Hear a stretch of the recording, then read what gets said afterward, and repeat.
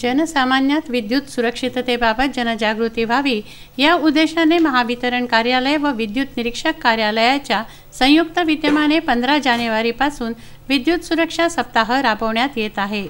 चांदूर बाजार कार्यालयाअंतर्गत 15 जानेवारी रोजी महारॅलीचे आयोजन करण्यात आलं। शहराच्या विविध भागातून या रॅलीने भ्रमण केलं।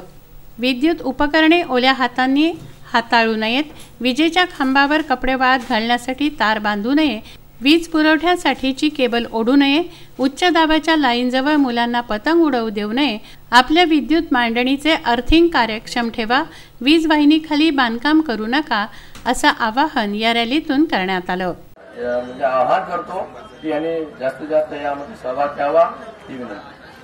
प्रयोजन काय आहे हे मानकर साहेबांनी विस्तृतपणे सगळ्यांना सांगितलेलं आहे। मेन उद्देश हाच आहे की अपघाताचं प्रमाण जे आहे ते खूप मोठ्या प्रमाणात वाढत आहे दरवर्षी। आपण त्याकरता खूप प्रयत्न करतोय की ते कमी व्हायला पाहिजे, पण त्या प्रमाणामध्ये त्याची कमी काही होत नाही आहे।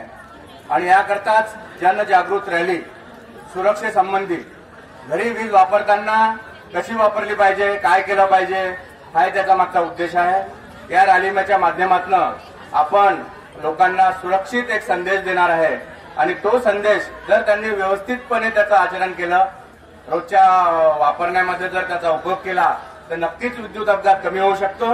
धन्यवाद। विदर्भ न्यूज, चांदूर बाजार।